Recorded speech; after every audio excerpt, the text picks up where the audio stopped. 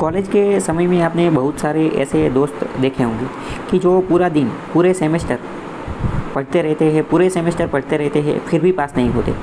और कोई एक इंसान ऐसा होता है, कोई एक स्मार्ट इंसान ऐसा होता है जो सिर्फ एक नाइट ही पढ़ता है और फिर भी टॉप कर जाता है, या फिर भी पास हो जाता है, और दूसरा जो है वो पूरा सेमेस्टर पढ़ता रहता है फिर भी फेल होता है। ऐसा क्यों होता है?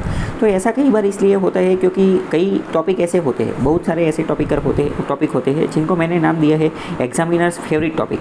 तो कुछ ऐसे टॉपिक होते हैं जिनके ऊपर से क्वेश्चन बार बार पूछे जाते हैं।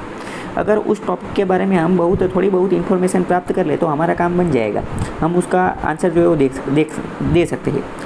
कई बार स्टूडेंट क्या करते हैं, कोई एक टॉपिक पकड़ लेते हैं और उसके ऊपर ही पीएचडी करने लगते हैं, उसके ऊपर ही स्पेशलाइज्ड बनते रहते हैं। तो उससे क्या होता है, टाइम, एनर्जी और प्रोडक्टिविटी वेस्ट होती है। टाइम तो वेस्ट होता ही है, साथ साथ एनर्जी भी वेस्ट होती है। ये जो स्टूडेंट कई बार प्रिपरेशन करते रहते हैं, जैसे कि ये कोविड का टाइम था तो पूरा दिन कोविड ही लेके बैठे रहते थे, कोविड में ये, कोविड वो, कोविड यहाँ वहाँ। लेकिन आप खुद समझो कि यूपीएससी की एग्ज़ाम है या फिर कोई भी एग्ज़ाम है, तो क्या पूरा 100 मार्क, 200 मार्क का, 100 मार्क का पूरा पेपर जो है वो क्या कोविड के ऊपर ही आएगा? बजट जब आता है, बजट और इकोनॉमिक सर्वे जब आता है, तब स्टूडेंट जो है वो पूरा दिन इकोनॉमिक सर्वे लेके बैठे रहते हैं। आपको सोचना चाहिए कि क्या पूरा पेपर इसी के अंदर से आएगा? तो क्या नहीं, पूरा पेपर इसमें से नहीं आएगा।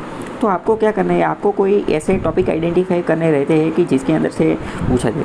तो ऐसा करने के लिए भी एक प्रॉम्प्ट है। वो क्या है? वो एक प्रॉम्प्ट है 80-20 रूल। यह रूल जो है वो आप अपनी रियल लाइफ के अंदर भी इसका उपयोग कर सकते हैं। इस रूल का नाम क्या है? 80-20 रूल। 80-20 रूल। इसके रिगार्डिंग आपको क्या लिखना है कि I want to learn about, उसके बाद टॉपिक का नाम डालना है। Identify and share the most important 20% of learnings from this topic that will help me to understand 80% of it.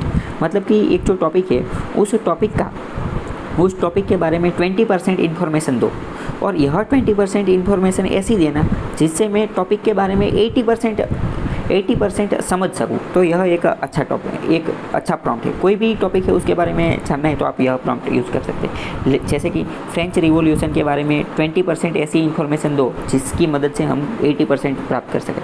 French revolution, यहाँ पर टॉपिक में आप लग सकते हैं world war 1, second world war, first world war. तो इस तरीके से देखो, तो फ्रेंच रिवॉल्यूशन मैंने लिखा तो इसने पूरा का पूरा बता दिया कि सबसे पहले तो causes of unrest. French revolution में अनरेस्ट का कारण क्या था?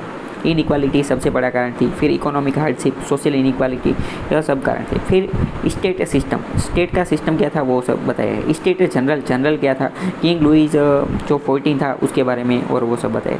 स्टॉर्मिंग ऑफ द बास्टाइल्स, वो सब बता दिया गया है। Declaration of the rights of man के बारे में नेशनल असेंबली ने जो डॉक्यूमेंट इशू किया था। लिबर्टी, फ्रेटर्निटी, इक्वालिटी, उन सब के बारे में बताया। रेन ऑफ टेरर, डर का माहौल क्यों हो गया था, रिवॉल्यूशन किस तरीके से हुई वो बताया गया। किंग लुइस का एग्जीक्यूशन किस तरीके से हुआ वो बताया। नेपोलियन बोनापार्ट का क्या रोल था।